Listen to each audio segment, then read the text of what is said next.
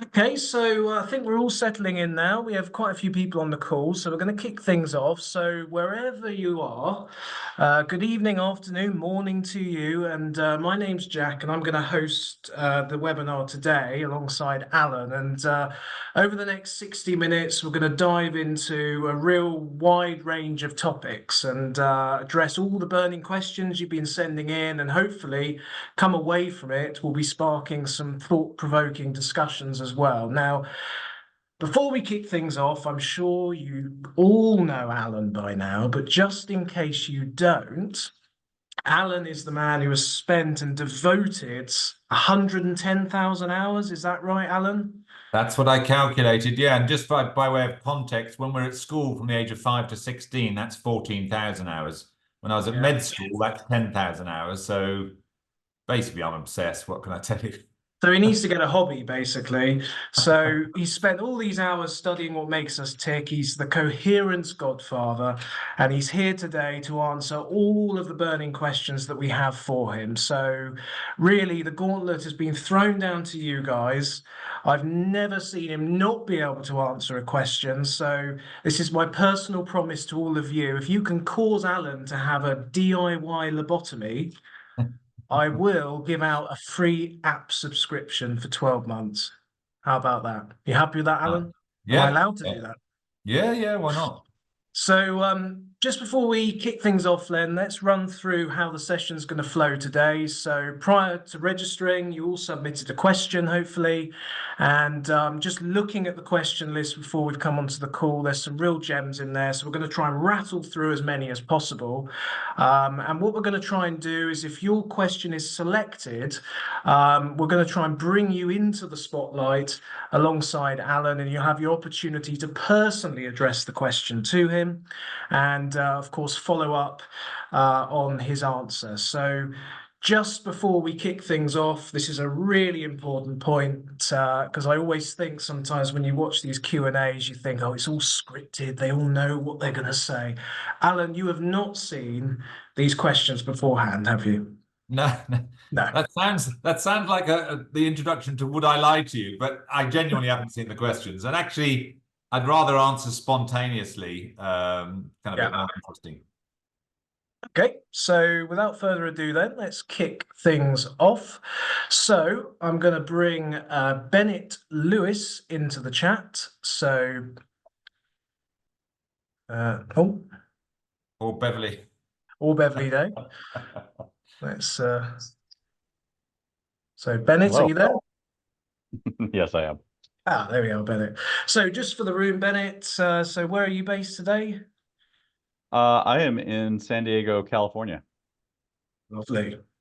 And so you're just starting your day then. Yeah, yes, I am. So you had a question, quite an interesting question to Alan about the different ways in which we breathe. Yes, I did. I I just finished this book that is all the rage. It's called Breath, and it's got me shifting the way that I'm breathing from mouth breathing to nose breathing, and it's affecting my coherence practice. And my question was uh, is just a general question. How does that affect my coherence practice physiologically? How does it affect my heart rate variability? Um, well, I think it really requires you to, if you've just been mouth breathing, it's much easier. You've got a bigger area and it's easier to regulate the rhythmicity of your breathing when breathing through your mouth. Now, if you're anything like me, I've got quite, I haven't got a straight nose, let's put it that way. And, you know, the turbinates in your nostrils make it slightly harder to breathe in a rhythmic fashion through your nose and through your mouth. So I'm not surprised your coherence scores have dropped. You can breathe rhythmically through the nose. It just takes a bit more practice. The effect of nasal breathing versus mouth breathing is two-form. First of all, it increases resistance because you've got to go through all the turbinates where when in your mouth, you obviously don't need to do that. So it alters resistance to airflow. And also part of the reason why people, like to advocate nasal breathing is because of all the little cilia hairs on the lining inside your nasal turbinates. It's kind of like an antibacterial value proposition, if you like, for nose breathing versus mouth breathing. So, you know, those are the main benefits. There's also some some warming of the air when you breathe through your nose because it's going over the nasal passages. So for warming the air, for antibacterial and, you know, resistance, those are the three things that nasal breathing will affect. So it will, in the short term, impair your coherence. You just got to do some more practice to be able to breathe coherently through the nose if you've been doing it through the mouth. So keep at it, Bennett. I think it'll come good. Thank you. I don't know what I was doing in the past because I wasn't paying attention to it. So yeah, we'll see. Thank you. Thank you, Bennett. So if you've got any thoughts, comments about the questions as we go, feel free to drop them into the chat, which is now working, I can confirm. So next question then, so we're going to stay alongside that sort of similar theme, is we're going to go to Emiliano, who brought forward a conversation about coherence. Emiliano, are you there? Hello, I am Hello. here. And so you're in Brazil. Yes, I am. And so your question to Alan? Yes, so I have two questions. One is regarding his answer to the previous question, which is it easier to achieve coherence through mouth breathing? I just had this thought based on what you guys just spoke about. My other question is about, are there other ways to achieve coherence other than just the breathing technique? Let me answer the second one first. There was a very interesting paper in the British Medical Journal some few years back looking at different practices, meditative practices and mantra recitation and prayer. And they increased heart rate variability, but it was concluded after much debate that most of those were having their effect through the rhythmicity of your breathing. So when you're doing, you know, recitation, you often get into a kind of rhythmic breath pattern. And so the view generally was some of those other techniques that can increase coherence were actually mediated through rhythmic breathing. I've seen various people advocate that a shift in emotional state can create coherence, but again, same answer in my view, that often does, because when you're in a more positive emotional state, your breathing tends to be a little bit less erratic. So again, mediated through a change in your breath pattern.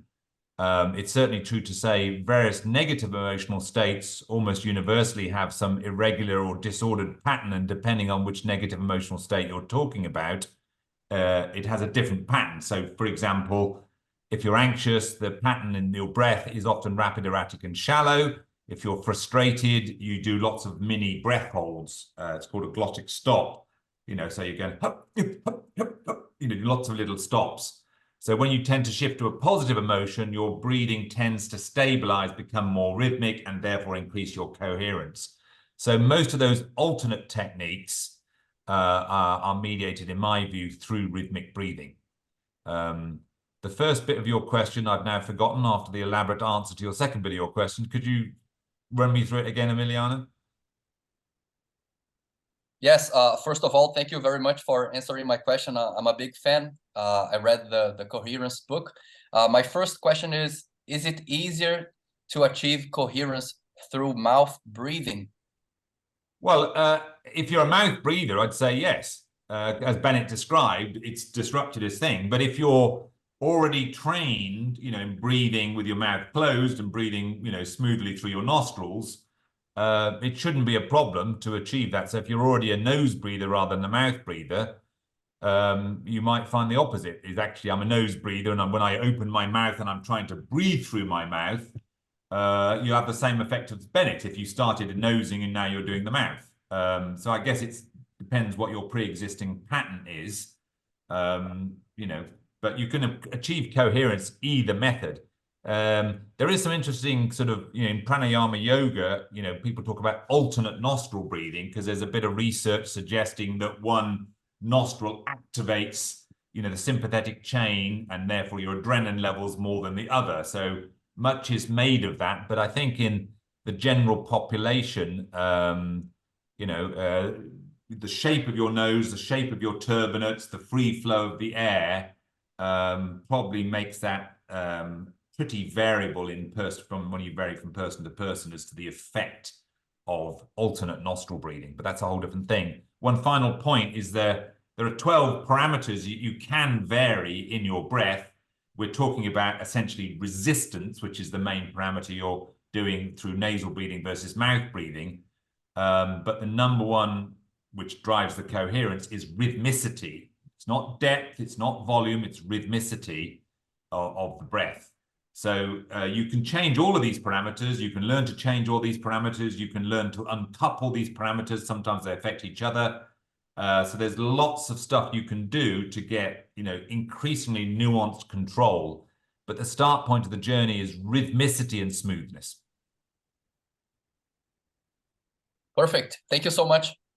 Okay. Thank you, Emiliano. So I've just noticed in the chat, we've had quite a few comments from Kirill. So, and I know, Kirill, you had a question for Alan. So this is your moment to shine. Kirill, how are you? Thank you. Can you hear me? Yep. Can do, yeah. Yeah. I don't know if you see me, but yeah, I'll ask my question just not to lose time.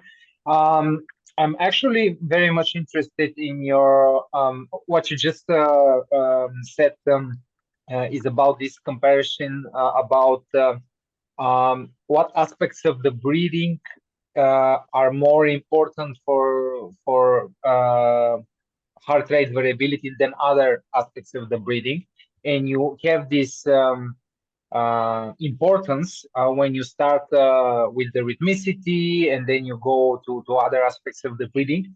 My question is about this comparing these different aspects of the breathing. Where do you get the information to compare all these aspects? Because you have like more than 10, I think there are 12 or 14 aspects of breathing. I don't know how many there were exactly, because this is like a huge chunk of information to compare so many aspects of breathing and the importance of these aspects about the HRV. Yeah, so just two things then, just to run quickly. Rhythmicity, smoothness, location of attention, we believe, in terms of generating coherence, are the three critical factors in our clinical, as a medical doctor would say, in our experience, essentially. You can alter speed, which is the number of breaths per minute. You can alter the ratio of the in to out breath. A longer out breath tends to make you more relaxed, increase parasympathetic tone. The amount of volume of air, factor number 6. The synchronization of your breathing pattern to other bodily systems, like your walking, so you can sync your breathing with your cadence of your walking or your running. The depth, you pull the air in, so do you take the air to the bottom of the lungs or do you just breathe very shallow? We talked about resistance. You can visualize the flow patterns around your body.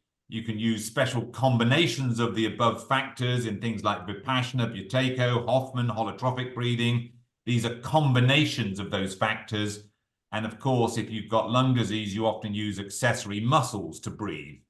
So a lot of my experience when I was a medical doctor 25 years ago, for a few years, I ran the respiratory clinic where I was seeing patients every week with asthma, and I have a PhD in the immunology of asthma, and seeing people with lung disease and looking at lung function.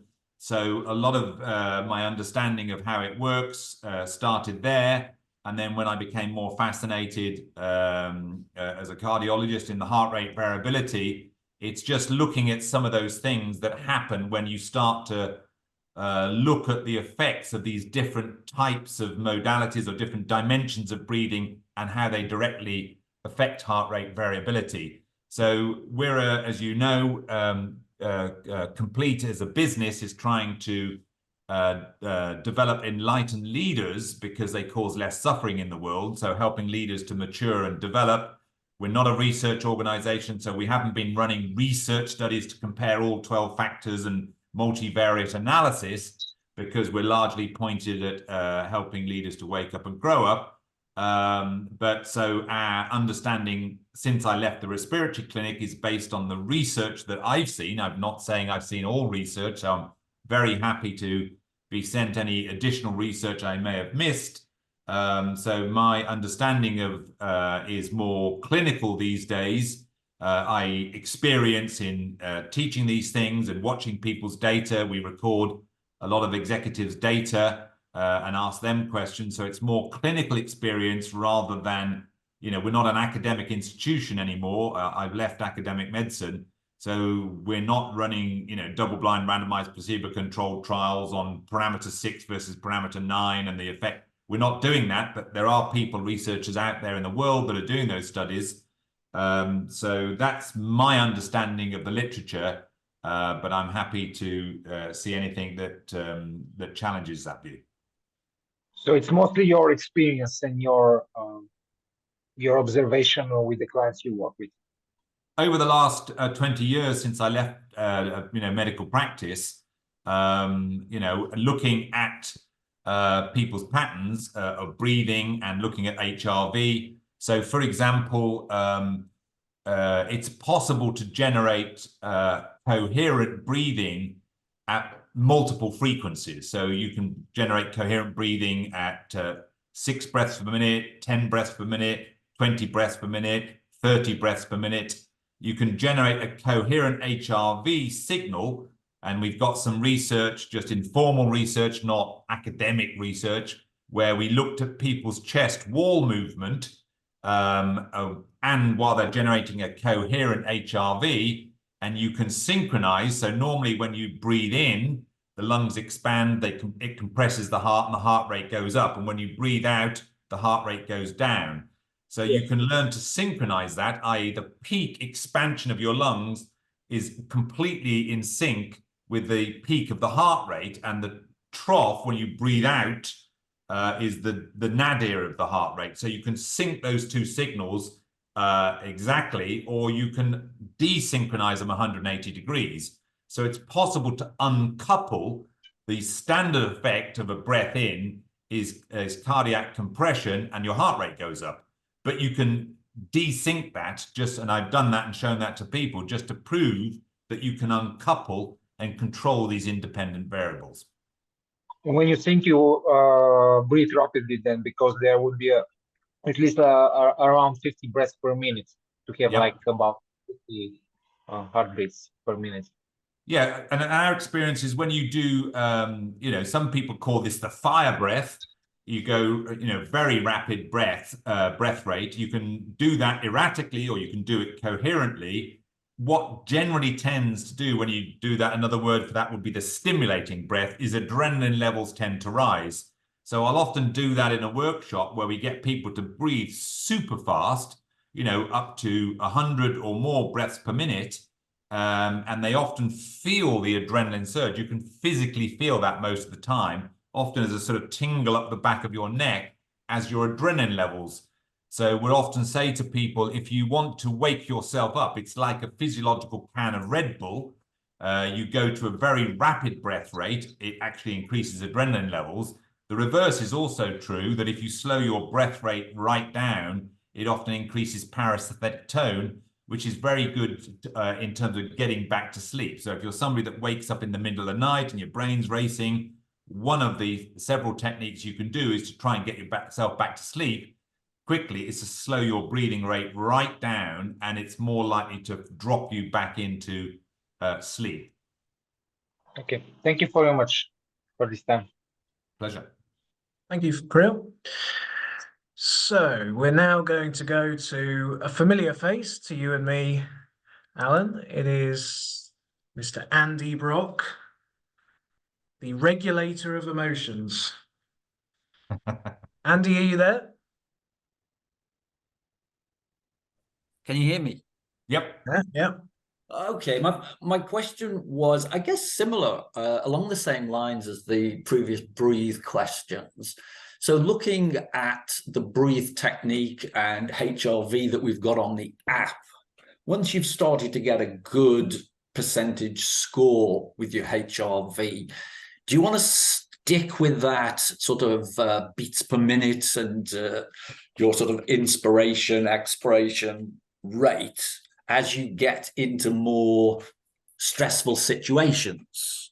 So it's easy to do it if you're reading a book, but then if you're in a tough meeting and it's really stressful, do you want to be practicing at different sort of levels and different rates? Absolutely, you do, because of course anybody can be chillaxed when on the couch and there's no threat. The real secret is, can you do that in the middle of chaos? You know, when everybody else is going and running around. You know, can you maintain your own coherence in the face of that?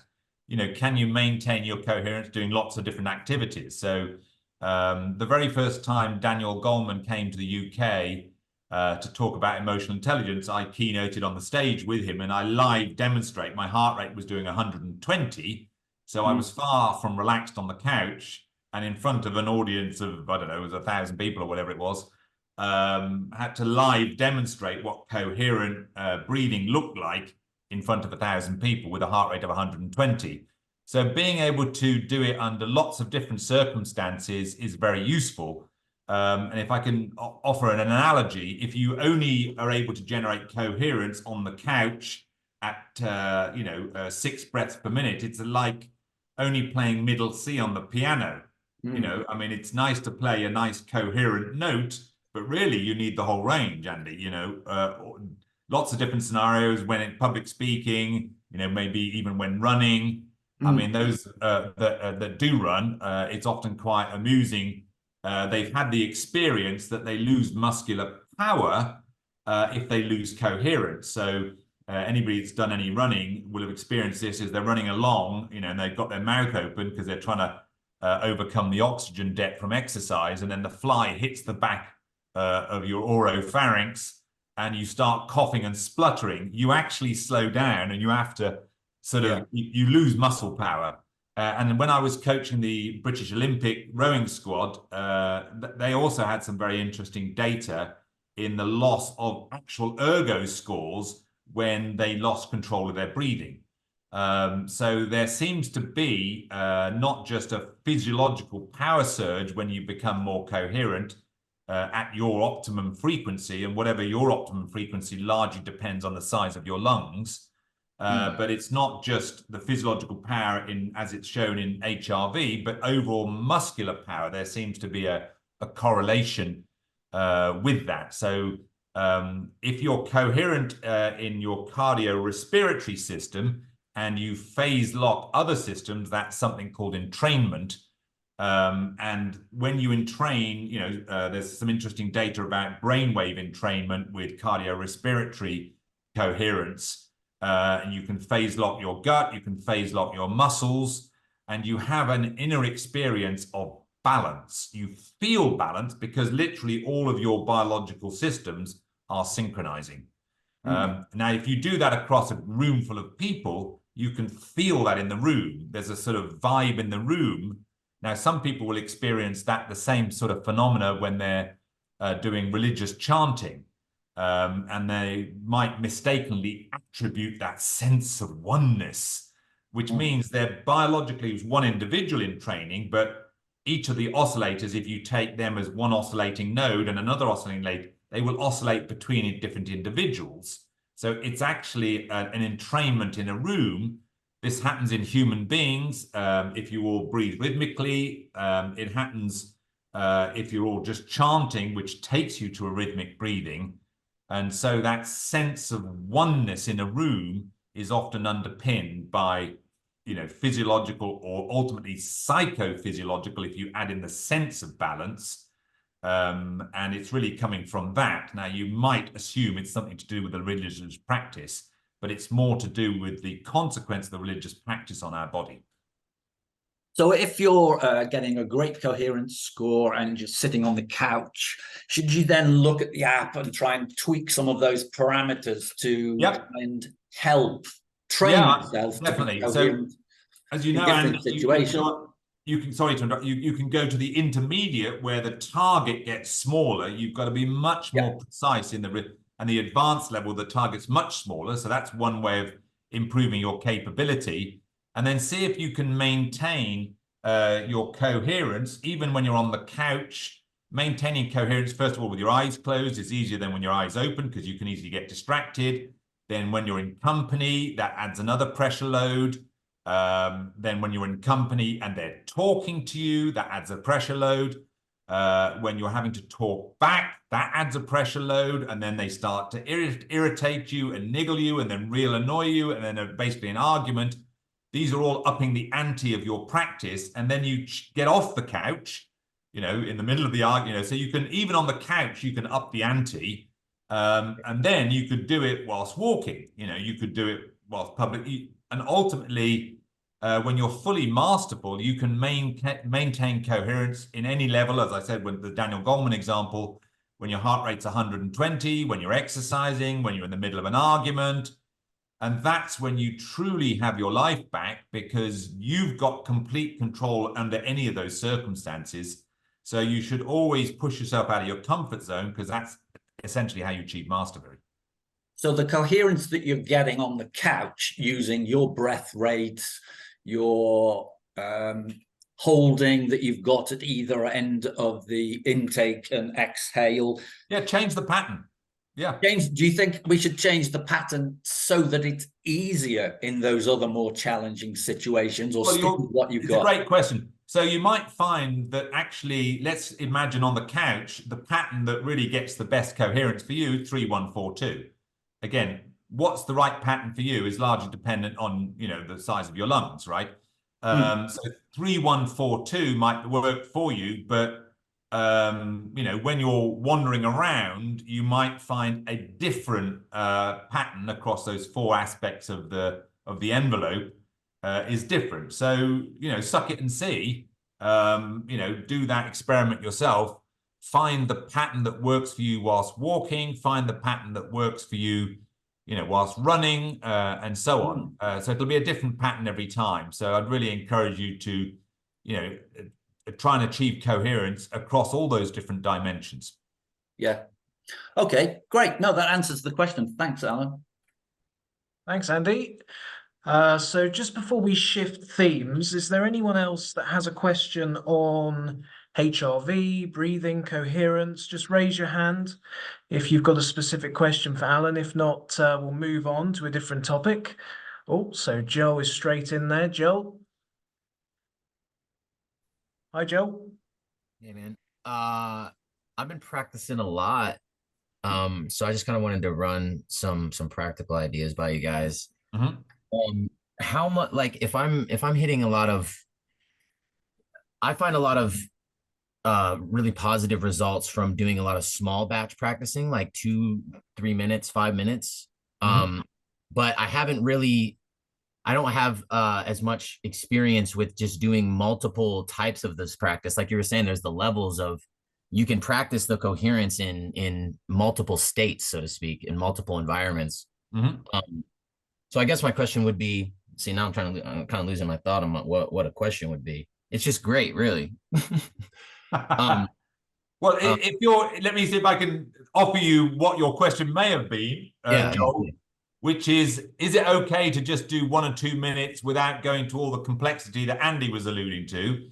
And can you make progress just on sort of very simple? And the answer to that is yes, you absolutely can. And most people don't even notice their own breathing pattern most days, because they're busy with their emails and their spreadsheets and stuff out there, and they're not really paying attention to what's going on in here. So, you know, 1 or 2 minutes a day is better than no minutes a day. So it's a ratio game. Obviously, 3 or 4 minutes is better than 1 or 2 minutes. But what I've, you know, seen over the last 20 years is it doesn't require that much until coherence becomes your default pattern. So in the early days, chaotic breathing is most people's default, and that's just bad habit. And then you start to do, you know, 5 minutes, 5-10 minutes a day for, you know, just a few weeks is all you need. And then you tend to find that coherent breathing becomes the default pattern. So you kind of go through this transition where unconscious competence, and you start to do these types of practices, and you start to become aware that your breathing is erratic and you have to actively try and generate coherent breathing. But then gradually after a few weeks, what you discover is coherent breathing becomes your default. And then trying to get yourself into chaotic breathing becomes the challenge. I mean, I did this in the very early days when I was trying to teach this. I actually thought, well, I'll record a visual picture to show people of what coherent breathing does to your HRV. So I just sort of got on the monitor, you know, and from minute 0, generated a nice sine wave, and like, there you go. And I thought, well, I'll just do the chaotic bit. It took me 14 minutes to generate a long enough period of chaos, because what happened is I'd get the chaos going and I was jumping up and down, I was slapping myself in the face and trying to get all of that stuff, and I'd kind of get chaotic for a while, and then I'd that would subside, and it would just keep going back to the coherence. And it took me 14 minutes, honestly, Joel, to generate a 4-minute stretch of chaos. Wow. Because coherence had become the default. Wow. So wow. Yeah. I mean, so keep going. 5 or 10 minutes a day is more than enough for most people. So if I find myself vacillating sometimes unconsciously between the chaotic state and a state of coherence, do I just practice I guess I just practice when I find myself in those moments. Yeah. So as soon as you notice, you go, oh, blimey, I've kind of got a bit chaotic, right? Just reset. You know, go back into the coherence, do it for 1 or 2 minutes. Yeah. And then you know, the more times you reset, eventually the reset is the default. That's the hope, at least, brother. I mean, well, I would suggest, I bet you anything, Joel, before you started doing any of this stuff, you know, you probably wander around supermarkets and, you know, and now when you wander around supermarkets, you're noticing how chaotic other people are. Have you noticed that? Yeah. That's been a long time thing, though. I mean, people are pretty dysregulated in general, exactly. Neurologically. Well, we were all there once, right? We were all kind of stumbling around in the fog and the darkness, in our chaos, and then we started to become more coherent. And the more coherent you are, the more it's obvious how chaotic the rest of the world really is. Yeah. And so you go through a compulsion. It's like, I've got to try and help them, right? I can see they're all over, you know. They just need to stabilize, you know. So as you notice the chaos increasingly around you, that's really a sign of your own progress. Yeah. I mean, I appreciate that, Alan. Thanks, man. For sure. Thanks, Joel. So we're now going to Dave. Dave Evans has a question. He put it in the chat. But Dave, do you want to put your question straight to Alan? Hello, can you hear me? I'm on my headphones. Yep. Great. I'm just interested in coherent breathing. By the way, also echo everything saying I'm really enjoying the app. I've been doing breath work for a while, mainly through apps like Othership, which I find really good. What's the difference or the connection or relationship between coherent breathing, which from what I've seen seems to be more regular, so same breath in, same breath out at various lengths, whether it's 5-5, to other techniques which are more like 4-6, 4-8, or the box breath, which emphasizes the hold. Are they all coherent breathing, or is that a different thing? No, coherent breathing, great question, Dave. Coherent breathing is basically a fixed pattern. What the pattern is, because you could do, as I was saying, my personal default when I'm sat in a chair, 3 seconds in, hold for a second, 4 seconds out, hold for 2 seconds, around the box, right? So that's my default. But that's because that's what works for me with my lung size. Now, other people might go, you know, 5 seconds in, hold for a second, 5 seconds out, hold for a second. So whether you're a 3-1-4-2 or a 5-1-5-1, so long as you fix that pattern, that's what rhythmicity is a fixed pattern. What the pattern is, in my view, is probably the 7th parameter to train yourself on, but not as important as the rhythmicity. So whether the pattern is 4-1-3-2 or you know, 5-1-5-1 is less important than the fact that you stick to a ratio. You know, you choose a pattern that works for you, that feels comfortable, and you stick to it. So that coherence is the sticking to a pattern. Now, once you've achieved, so that's rhythmicity. That's the first thing. Once you're rhythmic, then it's the smoothness of airflow. So if you're breathing 3 seconds in, hold for a second, 4 seconds out, hold for 2 seconds, you can breathe 3 seconds in staccato. I'll demonstrate that too. So you go, you know, you can breathe staccato on the out breath. Now that's rhythmic, but staccato. So once you've got rhythm established, you need smoothness of airflow, which is a fixed volume per second. So if you do rhythmic and even breathing, that enhances your ability to generate coherence. So that's why we say the first of the 12 parameters, rhythmicity is the number one to get control over, then smoothness. Exactly. I mean, I love this because I used to be a rower when I was at med school, you know, and I've coached the rowing thing, is when you learn to row a boat, you put the blades in the water together and you take the blades out together. So the first thing you got to get the boat going is in, out. Now, once you've got in and out of the whole crew going together in and out, you then concentrate on the smoothness with which the blade goes through the water. So if the right side of the boat is pulling the blade through very quickly and the left side isn't, then you get desynchronized very quickly and you lose power. So once you've got the blades in and you pull evenly, so that's the smoothness of the breath. So rhythmicity and smoothness, and then the location of attention. So the breath skill is to breathe rhythmically, evenly, and through the heart every day, which spells breathe, which is why we created that acronym. Thank you. Thanks, Dave. So I think the last question on coherence then is Garnish. Are you there, Garnish? Yeah.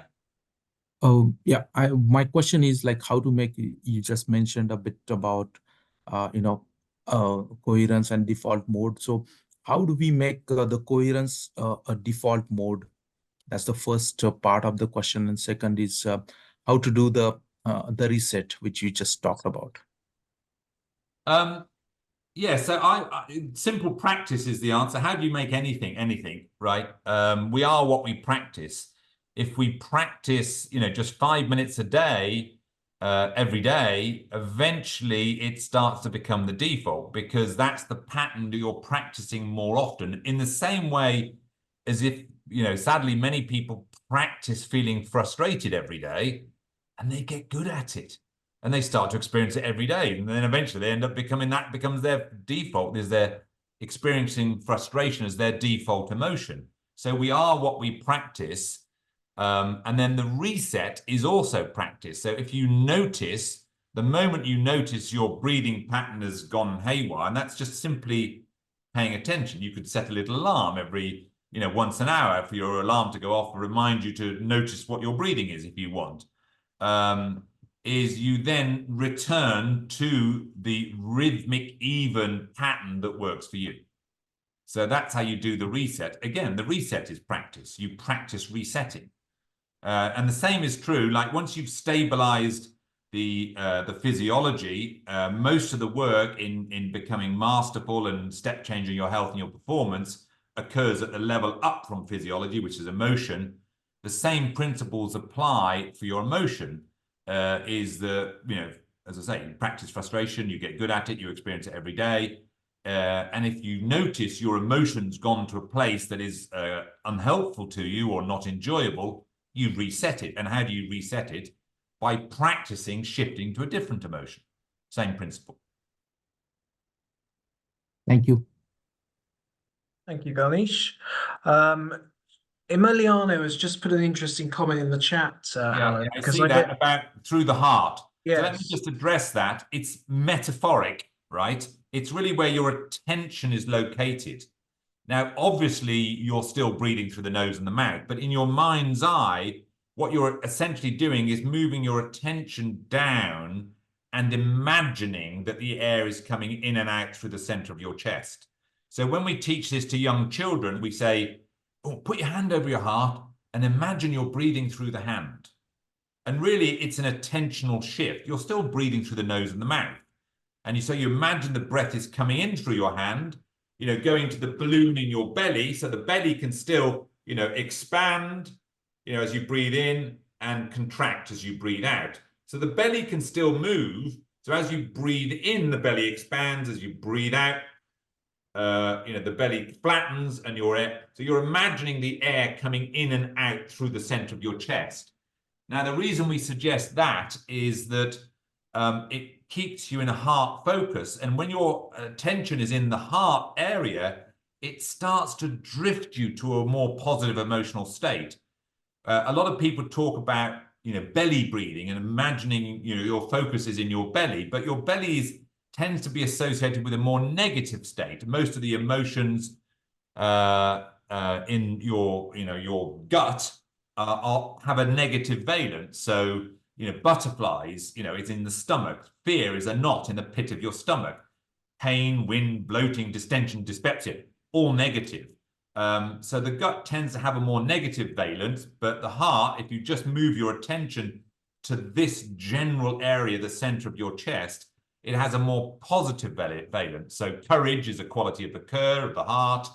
I love my wife with all my heart. Why do people say things like that? Because they don't love her with all, I don't love my wife with all my amygdala or my hippocampus or my anterior cingulate cortex. I love her with my heart. Why? Because I feel the sensation in the center of my chest. So if I just move from the noise in my head to my chest, it starts to nudge me in the direction of a more positive emotional state. Let's bring in Emiliano there. Emiliano, does that make sense? Yes, makes perfect sense. I've been wanting to ask this question for more than a year. It is one of the most common questions, actually. You should have emailed us. Emiliano, just email us and ask a question. Yeah. I know. Fantastic. Thank you. Thank you. Okay, so let's just breathe.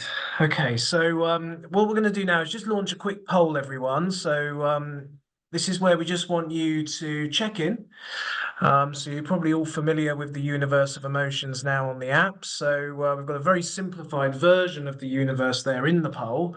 So if you want to just share where you currently reside at within the universe, and then we can plot the heat map of how everyone's feeling in the room right now. And in terms of emotions, I know, Cheryl, you had a question on emotional states. So Cheryl, are you there?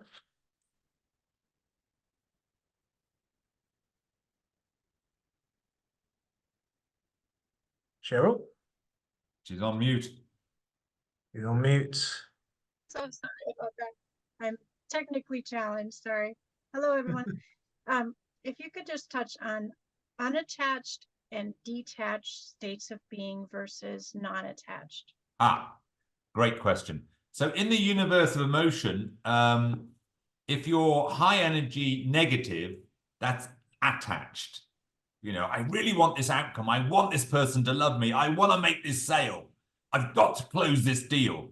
I want my team to win. That's attached. And if you read any Buddhist philosophy, the Buddhists are big believers in the source of all pain and suffering is attachment to anything. So they talk about this state of non-attachment. Now, that's a lower energy, so you're now in the bottom half of the universe. And there's some interesting data to show that some long-term meditators were dying prematurely. And I think it's because they thought they'd gone into a non-attached state, but they've become detached. So in the universe of emotions, detached is bottom right. So it's low energy, but negative. Whereas non-attached is low energy, but positive. So the way to get this across to people is imagine, let me see if I can do it like this. Here is some person's business card on my desk here. Now, if I'm attached, I'm crushing it with my hand. I really want this it's crushing it. If I'm non-attached, if I'm detached, I drop it. I don't care about it. But if I'm non-attached, I hold it in an open hand. I'm not crushing it. I'm not dropping it. I hold it in an open hand. So beautiful. Okay, you got that? Yes, thank you so much. Okay. Non-attached is quite a sophisticated and advanced emotion to experience on a regular basis, but it is unbelievably powerful. If you can cultivate a state of non-attachment, it's like loving, but without the attachment. Because sometimes people in relationship, they start to suffocate their partner because they so want this to work. And then they crush. It's like holding a very beautiful, delicate bird and they crush it. And then they, have to blame their partner for the fact that, no, you crushed it, right? So, holding our relationships that are really key to us in an open hand. So you might say, I have an open hand in relation with my wife, she could go or come, whatever she wants, whatever. I want her to stay here because she wants to stay here. I'm not going to hold her in a prison of my demands or, whatever. So she can take off. It's like holding a bird. They can take off at any stage. The fact that they stay is because they want to stay. That's the state of non-attachment. Excellent. Thank you, Cheryl. Okay, so we're going to move on now to development. And I think Alex Rocha, you've got a question. Yeah, hi there. Yes, I don't remember exactly the original question of development, but I have the one connected with lines of development. Yeah. So, Alan, you in your book write about 8 lines of development, 5 internal, 3 external. Yeah. And I mean, the physiological, the physical, the emotional are understandable, and also the values. You do values training and so on. Yeah. The ego maturity and the cognitive were not so clear. Yeah. So can you elaborate on those? Yeah, so ego maturity, there's a very rich literature on ego maturity starting, back with Jane Lovinger and Ken Wilber's written about this, Susan Cook-Greuter, Terry O'Fallon, Bob Keegan. There's been quite a few academics that have written about these levels of development. So how we, how our sense of self will be a way of thinking about it. Now, there are, in my view, 12 levels of sophistication of ego maturity in 3 tiers. The first 4 levels, tier 1, then there's tier 2 and tier 3. And so our sense of ourself in that first tier is very wrapped up in emotion. So that's why you say people, oh, I am depressed, right? They actually identify with a single emotion. I am anxious. Or, I'm a happy-go-lucky I'm a super confident guy. Or so the way that they identify their sense of self is partly wrapped up in an emotion. So what you're largely dealing with in those first 4 levels is the management and regulation of emotion. And as you get more sophisticated in that, there's a whole range of things, is you move up from level 1 to level 2 to level 3 to level 4. Now, when you break through to the second tier, it's more about, your sense of self is more about your role and your identity. So then people, you meet Frank at a party, you go, oh, hi, Frank, nice to meet you. So tell me about you. I am an accountant. Oh, no, I didn't ask you what your job was, Frank. Tell me about Frank. Yes, I'm a CFO. Same answer. Yeah, no, that's your job, Frank. Tell me about Frank. Yeah, I'm a numbers guy. So their identity is wrapped up in their expertise. So I am my job is the sort of description of a lot of that in the second tier. Now in so level 5, the first one of the second tier, really attached to link back to Cheryl's question, really attached to that identity. And most of the leaders in the world are experts. So when we all went through the pandemic, most governments in the world said, oh, let's ask the experts, because society massively overprivileges expertise as the ultimate pinnacle, which is ironic because it's only level of 5 of 12 levels of maturity in terms of your ego. But most leaders in the world are either experts or they've made it to level 6, which is called an achiever. So as you move from an expert to achiever, you let go of your attachment to that knowledge base that you work so hard to get. Is you slightly start to set that aside. Why? Because you're trying to achieve a result. So you become more results focused, more rather than knowledge and prowess focused. So these levels of sophistication, which have been widely written about, by lots of people, widely researched, that's the sort of ego maturity. When you get into tier 3, you go beyond that role or that, totally attached and enamored with this identity thing. And in tier 3, and there are very, very few people in the world that have made it to tier 3, the evolution of self, ironically, becomes less about self, and you start to put in the rear view mirror, this, love affair that you're having with yourself and your identity and who I am and all of that. And it sort of goes beyond that, and you start to identify not, with a single unit that you've constructed and made whatever, is you start to wonder about reality itself and the nature of construction. So that's the ego maturity line in double quick time. Cognitive sophistication is way more complex. No, not way more complex, is, I think, largely misunderstood by many people. It's certainly not IQ. That's a fixed variable largely. There are many dimensions, and there's a lot more argument about what cognitive sophistication is really all about.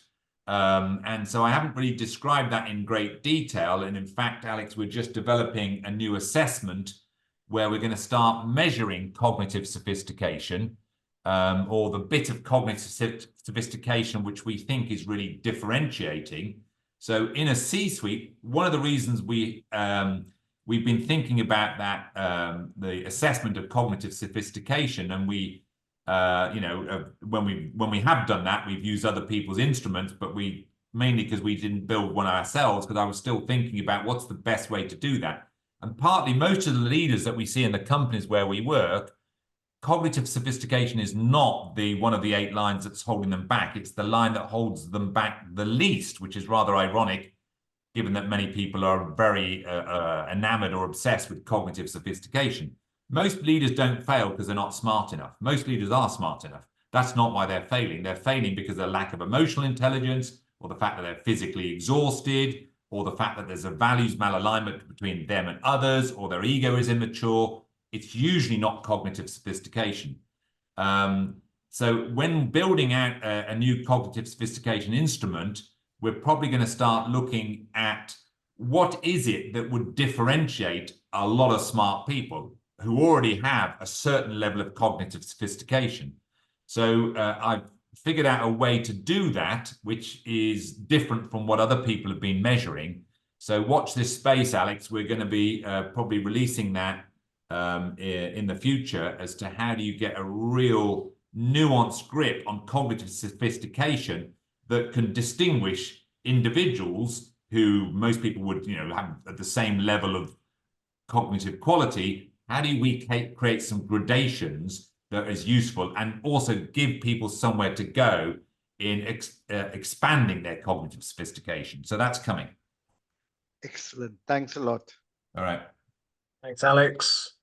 Okay, so building on that then, we're going to go to Katie Ledger, who has a question in relation to tying maturity with well-being. Katie, you there? I am. I can't remember my question. You'll have to read it for me. I'll tell you Jeff. a question, Katie. As you mature, how does your sense of well-being change? That's a great question. Of course, it does change. Like a 6-year-old sense of what well-being is very different to a 12-year-old, and a 12-year-old very different to an 18-year-old. So if we use age as a blunt proxy for maturation, the things that we pay attention to, expand and become more subtle and more nuanced, the more mature we become. So some people, in their definition of, well-being itself, and we know this, you know this yourself, Jack, having recently presented at a well-being conference in London with loads of people in that market, nobody has a good definition of well-being. Some people talk about financial well-being. Some people talk about, mental health. Some people talk about physical well-being. Some people, so it's multifaceted. And so, if you took its widest definition, all these different facets, You know, you could pick one facet as an immature person and, you know, privilege that facet. That's the one that really matters. But that would be an immature view of well-being. A more mature view would be multifaceted, and a more mature view than that would be multifaceted, but acknowledging the interactivity between these facets. And a more mature view of that would be not only acknowledging the interactivity of these facets, but, you know, the patterns of those interactivities. So as we become more mature as human beings, understanding of well-being becomes more mature. Makes sense, Katie? Yeah, does totally make sense. It's interesting that interaction of facets, and particularly the, you know, how you grow the I, we, and it, and how they interact with each other as you become more mature. You know, is there a in that process, is there more of a focus perhaps on the we or the I, or is there a pattern of how that develops at some of those later stages? Yes, and so if you see in the business world where we largely work, they tend to focus on the it, and, you know, sort of well-being in the it is defined by, you know, financial well-being and, you know, various sort of trappings of, you know, demonstrable achievement in the world, and they tend to underprivilege their I, and, you know, not to the same extent, slightly underprivilege the we. So a business person would overprivilege the it, underprivilege the we, and massively underprivilege the I. A spiritual seeker would massively privilege the I, maybe slightly less privilege the we, and underprivilege the it. And then a carer would underprivilege the we. You know, I'm taking care of others. It's about relationship with others, and they would underprivilege. So each of those examples are making, in my view, the same mistake, but just in a different direction. And so, you know, I think well-being ultimately implies a balance between the I, the we, and the it. Now, as you mature, how you achieve that balance and what that balance is, and your understanding of the balance and how to get there, will itself mature. We often say in the business that the transformative journey starts with I, you know, goes through we and on to it, whereas most people are in the it and having to claw their way back through the we to the I.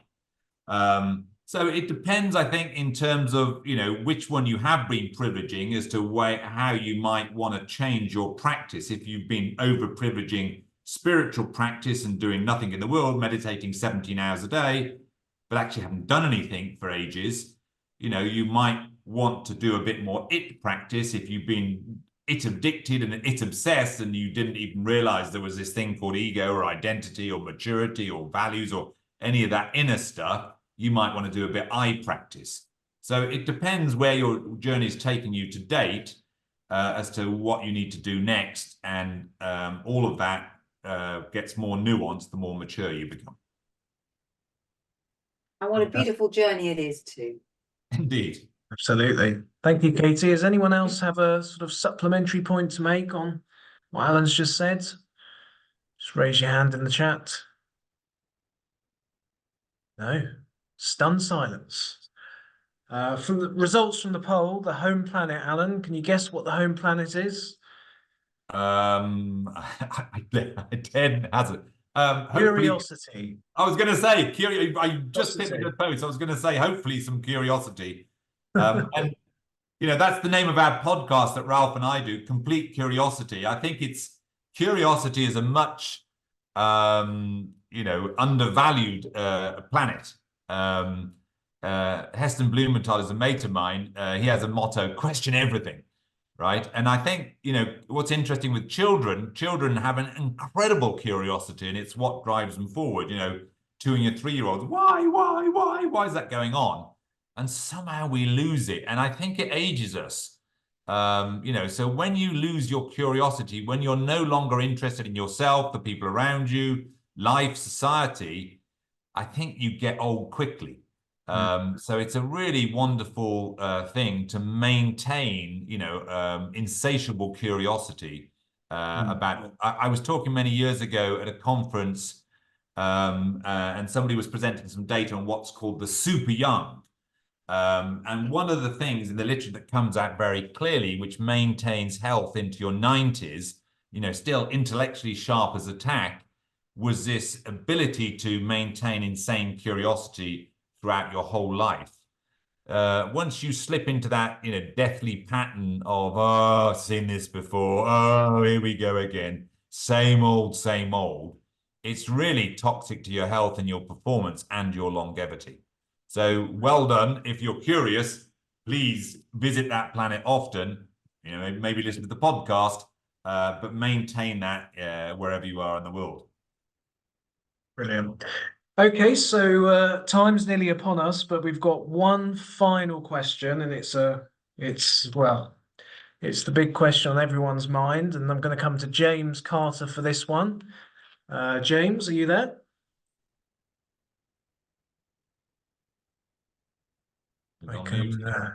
Hello, James. Calling James. There we go. Hello there. Hey. Hi, James. I didn't submit a question. Oh, it says you've got to submit the question here. It said, James Carter, how can we help the well-being of future generations? Was that not you, James? No, it wasn't me, but it's a great question. It's a great question. So there you go, James. Claim it, James. Quickly claim it. I couldn't possibly, but I'd very much like to hear the answer. Well, I mean, I guess it goes back to the answer of, what are you considering is well-being? You could take a view is if you don't, I'm a big believer in first yourself, then everybody else. It's that principle of if you're in the plane, they say put your own oxygen mask on first before you put somebody else's on. So future well-being of others, if you don't take care of yourself, you're not there to transmit any messages that you might have about the future well-being. So, first deal with yourself and look at your own health, and then you can be a living role model for what well-being really looks like. So that's on a personal level. Take care of yourself, teach others how to do the same. But of course, there are wider issues about well-being. If we extend the view of well-being about do we live in harmony with nature? We're into issues of climate change and all of that type of all the wicked problems of the world. And I want to just leave a couple of thoughts about that. I honestly think the future of humanity really is dependent on us developing we capabilities to a much better level. Human beings' ability, in my experience, to collaborate is much better than it was, but it's not improving at the speed we need it to improve if we're to survive another 100, 200 years. And so as we mature as individuals, the real game, the final frontier, to co-opt a Star Trek metaphor, tuning into the beautiful picture behind you there, James, of interstellar systems and the starry sky, the final frontier is collaborative capability. So if we could be a bit kinder, a bit more inclusive, a bit more respectful, a bit more curious about differences between us, and develop those interpersonal skills. And on the app, for those of you that the last 3 missions are really all about that. So the final frontier of emotional intelligence is emotional and social intelligence. So it goes into the we. And actually, that's where, where the great fulfillment of life ultimately lies. I mean, I might think I'm a genius, but until I meet my wife, and she tells me I'm actually an idiot, she resets me, and actually I've got to develop my capability. And so we often test our inner maturity in relationship. And human beings are largely social animals. We need each other as much as we need food, water, and shelter. And we experience the threat to our social bonds as deeply and as profoundly as we do a physical threat with a knife. So we're social animals, we need each other, and it's at the core of who we are. We're really collaborative at the core. And so future generations, the well-being of future generations, I think, is hugely dependent on our generation maturing ourselves and particularly focusing on much better interpersonal, social and collaborative capability. So I guess we need to generate both global coherence and generational coherence there as well. Is that? Yes, all of that's true, but that's the I. So we might all sit on our cushions and be incredibly coherent within ourselves, but you've got to test that. You know, that coherence might go to ratchet as soon as you start talking to somebody, James. You know, so we've got to do, if we can become coherent between two people, right? If we can start to sync despite our differences, and then a third person, a fourth person, a lot of the conflict in the world really at its root are our inability to get on with each other. And so I'm involved in quite a few different projects where I'm trying to teach entire market sectors in industry. You know, you get all the luminaries in a particular market sector together and you try and get them to not just fight their silo and get an advantage for their own stakeholders. And that's actually quite difficult for many people. But I think that's where the future lies. If we can be less grabby for our own kith and kin, our own silo and our own community, and start to learn to, you know, grow the pie and be more sharing and all of that, then humanity has a chance. If we can't do that, then, you know, we're going to have a much bleaker future. Absolutely. Thank you. Thank you, James. And I know I said that was the last question, but Joel, you had your hand up persistently. Joel, last word from you. Thanks, man. So kind of going along with what you were just saying about the we and sort of building this, you know, this we-ness into our generation and us maturing. Two questions there. First off, a lot of the practical stuff that you do with the complete app is really good, but there's a lot of modernity that fights against what you do with the complete app, including, you know, the mediums that the app is delivered through. So that kind of makes the whole thing a little bit complex from my perspective. And then I guess if you want to answer that question first.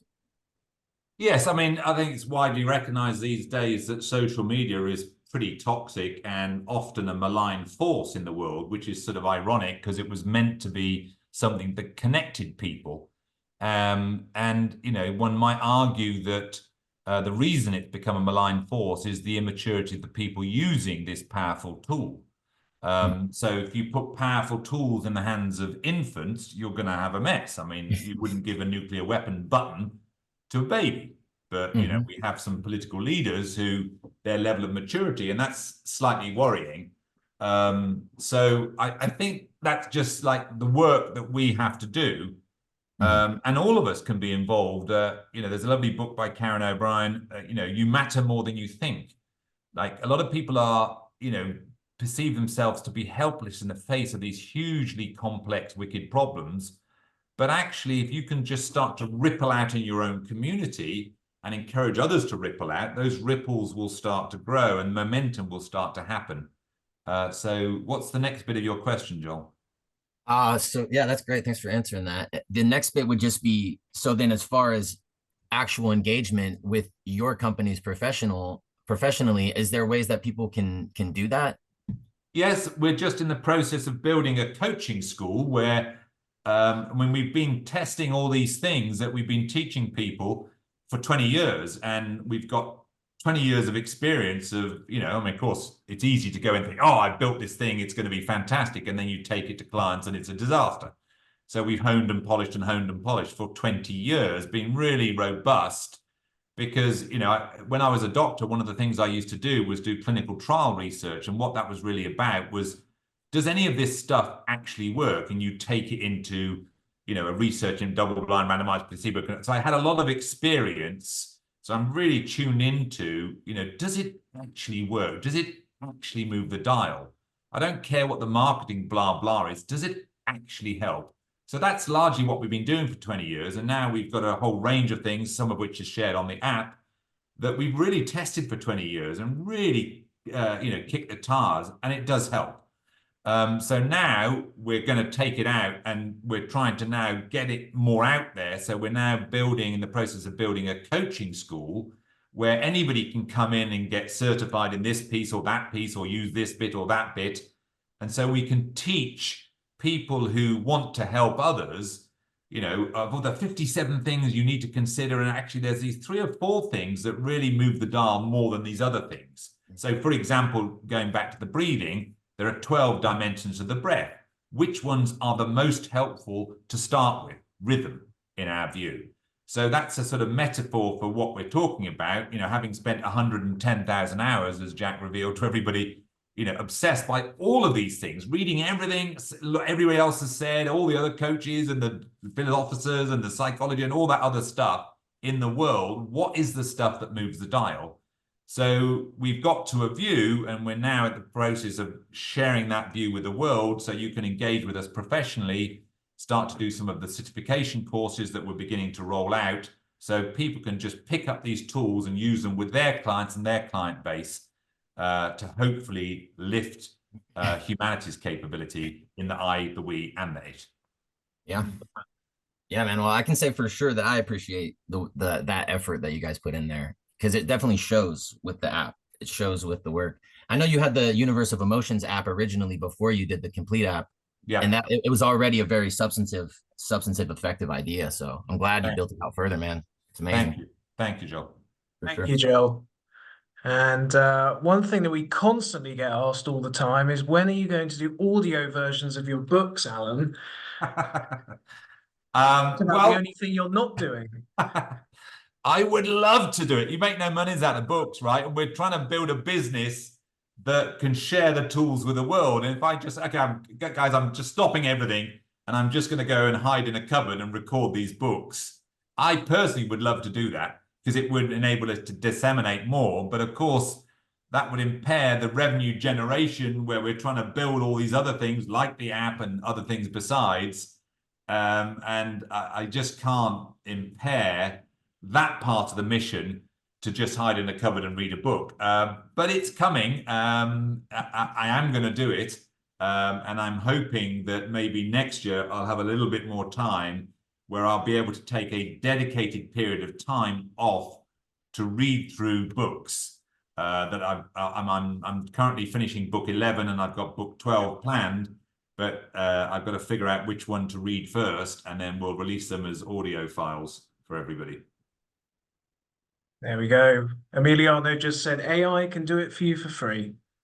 Yeah, but it doesn't get the intonation, right? It doesn't get the passion, the intonation. When I listen to AI talking a script, I get bored, because it doesn't have the, it's not imbued with the love and the joy and the passion, and it tends to get very monotone. And I think some of the power of what's in the words is bringing them alive, and the engagement of a listener is, if you don't feel that emotion coming through, which you don't with an AI, it just doesn't have the same effect, in my experience, when I listen to audiobooks. I want to listen to somebody who, not just a professional reader, because that would be the other route, and we have considered that, but if the person doesn't really understand the content, and some of this content is quite subtle, the power is in the subtlety. If somebody reading it doesn't understand the content, you lose the power of it. So that's why we haven't done those AI or professional reader routes. Yeah. Okay, well, thank you very much, everyone. Thank you, Alan, as always, and some great questions we covered there. We'll be running this about every quarter. So if we didn't quite get around to your question, bring them into the next one, and we'll get through them then. If you have any follow-up questions, please just contact me and we'll be in touch. We'll send the recordings out to all of you guys, and we'll also publish the responses that Alan's given live in the call. So thank you so much for your time, everyone, and have a great weekend.